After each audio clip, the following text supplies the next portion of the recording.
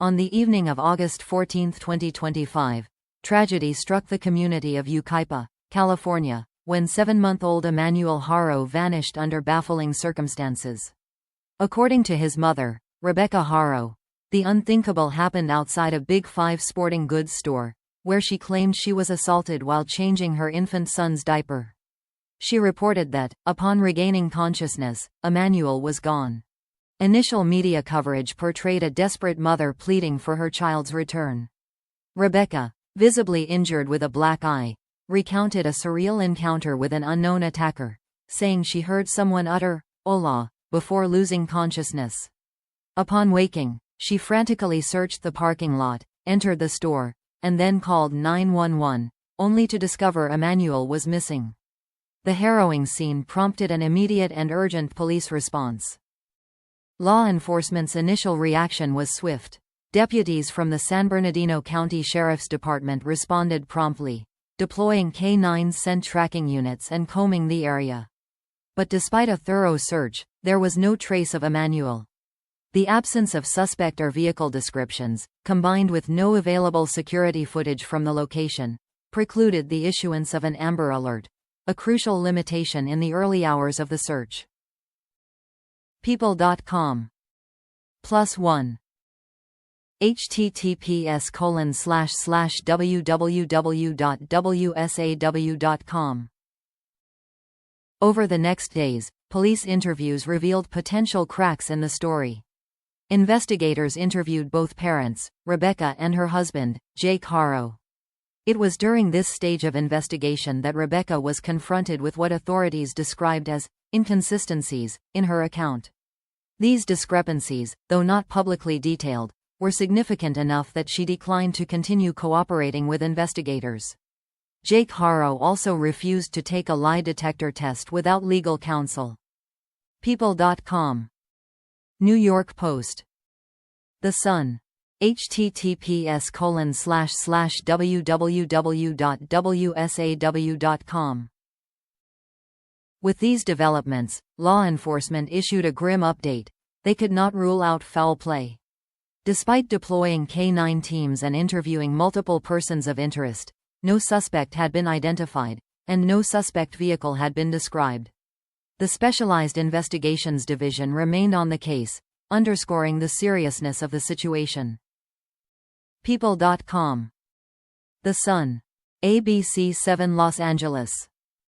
New York Post. Community members, though deeply concerned, expressed growing skepticism about the parents' narrative. On August 17, locals in Yucaipa gathered for a candlelight vigil. At the emotional gathering, attendees made it clear that their prayers and support were for Emmanuel, not necessarily for his parents. The community unity underlined both hope and doubt, particularly as the story's inconsistencies became public. Deputies were even seen at the Haro family home in Cabazon, though the purpose of their visit remained undisclosed. ABC 7 Los Angeles. +1. The Sun. Compounding the concern, backing from external aid groups unraveled. The Uvalde Foundation for Kids initially offered a $5,000 reward and committed volunteers to aid in the search. However, they withdrew their assistance less than a day later, citing worries over the mother's inconsistent account, her refusal to cooperate, and Jake Haro's troubling background. In 2023, he was convicted of willful child cruelty for an incident dating back to 2018, resulting in jail time and probation. The foundation's statement captured the sentiment. "Tell me, what parent would do that who was missing a child? Something is not right in this whole picture." The Sun. New York Post. ABC 7 Los Angeles. Amid a perfect storm of confusion, fear, and suspicion, Emmanuel's physical description became crucial. He was last seen wearing a black Nike onesie, weighed approximately 21 pounds, was 24 inches tall, and had brown hair and eyes and a condition of crossed eyes. Despite these clear descriptors, no credible leads emerged. Media coverage further crystallized public sentiment. Some reports drew attention to parallels with the infamous Susan Smith case of 1994, in which a mother falsely claimed her children were kidnapped. Although there was no indication Rebecca intended such deceit, the comparison reflected heightened investigative caution and public wariness.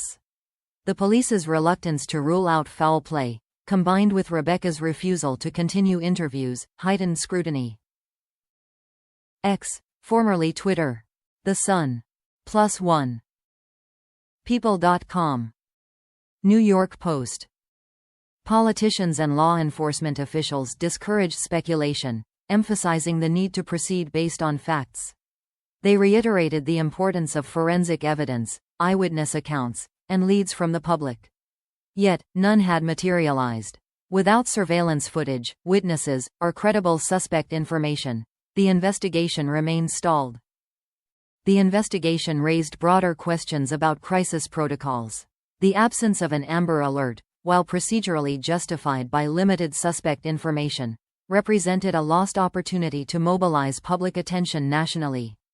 Critics lamented that without wider visibility, the case would rely solely on geographically constrained search responses. People.com. +2. People.com. +2. New York Post. ABC 7 Los Angeles. In the absence of new law enforcement developments, the public's focus sharpened. Social media platforms became speculation hubs, with some users pointing fingers at the parents, others demanding proof, and many expressing hope for Emmanuel's safe return. Yet amid the noise, law enforcement reiterated their one guiding principle: bring the child home. New York Post. +1. The Sun. As of this writing, Emmanuel Haro remains missing. No suspects have been formally named, and no charges have been filed. The investigation continues, with the San Bernardino County Sheriff's Department encouraging anyone with information to contact the Specialized Investigations Division. Tips may also be submitted anonymously through services like WeTip, under the promise of confidentiality. New York Post. People.com. The Sun. The unfolding case has alarmed individuals across California and beyond. Experts in child abduction cases emphasize the urgency of every minute in these investigations. They argue that continued media coverage, and renewed public engagement, could be key in generating leads. Others call for more transparency about investigative findings, urging officials to explain what they meant by inconsistencies, without compromising the case. Community leaders in Yucaipa, though shaken, remained resolved. They spoke of Emmanuel as an innocent trapped in mystery. Parents at the vigil, clutching their own children, vowed not to forget him. "I have a baby at home who I'm going to go home and hug extra tighter," one attendee shared, echoing a universal longing for safety and closure. ABC 7 Los Angeles. As days stretch into more confusing nights, the case of Emmanuel Haro haunts many, a jarring blend of fear, suspicion, and lingering hope. The question endures: what really happened on that August evening? Police continue piecing together the story from fragments. Whether Emmanuel is found safe or the truth unveils a darker twist, one thing remains certain: this family's fate and possibly justice hang in the balance of one missing 7-month-old boy.